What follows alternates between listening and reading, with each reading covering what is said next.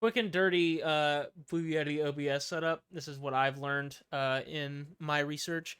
So the first thing we're going to talk about is mic placement. If you want your mic to have a naturally bassier tone to it, move your mic a little bit down. That's moving it to about chin level.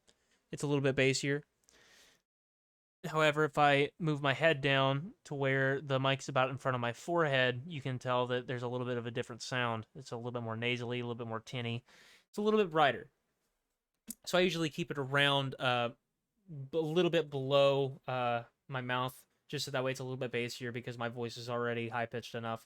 But that's just my placement. You want to have it kind of close. And also, I see this happen all the time. Don't talk into the top of the mic, talk into the front of the mic where you can see the little red recording LED. That is, it records from the front and not from the top, just so you know. Also, you want to put it for streaming purposes or for just talking into it for using it as, communication or whatever. You want to look on the back and put it in cardioid mode, which is the little heart shape looking thing. That's the best for streaming, one-on-one type stuff, which is probably, what you're going to be using it for if you're using it on OBS. Next, you want to turn your gain all the way down, and then you want to go into your Windows 10. You want to type in System Sounds. It'll bring up Change System Sounds Control Panel. Open this up. In this window right here, I'm going to move OBS just a little bit. Go to the Recording tab. Go down to your Blue Yeti. Properties. Levels. And for me, I keep this around 20. Don't let it go above 80 or above 50 is just too high. You want to keep this around 20 and then change your gain on your mic and in OBS to get the proper volume that you want. Because when you increase this value very much higher, it starts getting to the point where you will start your loud noises. When you start speaking loud, if you start yelling because you're playing a video game, it'll start sounding really distorted and really digital. So you want to keep this as low as you can get it. And then I just turn my my gain knob on my mic all the way down and work my way up until over here you can see that my voice is just barely dipping into the yellows. Like at most, I'm hitting negative 12 decibels at most. You don't want it going in the red. On average, when you're talking normally, you want to keep it around negative 18 decibels, which is about right here, just barely dipping into the yellow. That's the loudest that you want to go, basically, is this yellow. On average, you want to keep it around 20, just below yellow or just into yellow. That's just a good estimate of like where you want your mic to be. So we can close out of this, and then we can actually go into your microphone properties. Click this little cog next to where your microphone is. First of all, you want to click properties and make sure that it's your Blue Yeti. Click it again. Go to, nope, not that. Go to filters, and then there's 3 filters that you want to set up. Noise suppression, method, RN noise.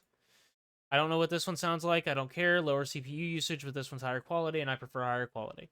If you're on a older system, which I don't know why you would be on an older system streaming, but it's there if you want it, if you need lower CPU usage.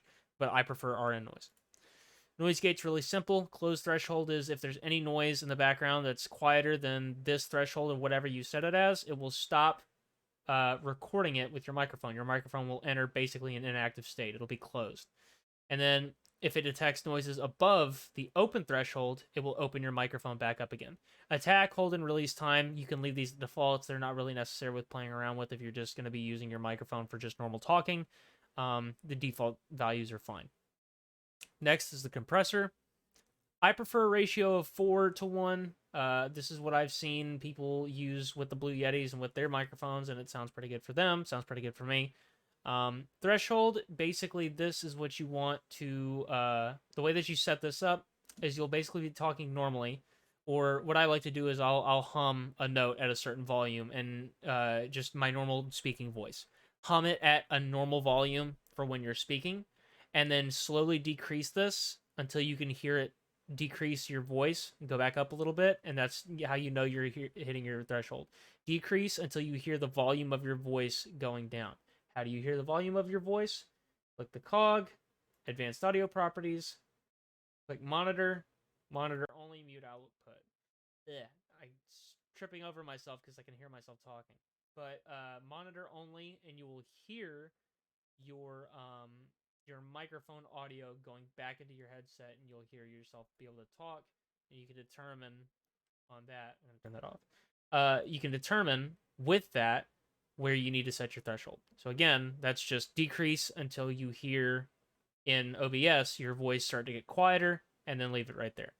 Attack, release, leave this alone. Default values are fine.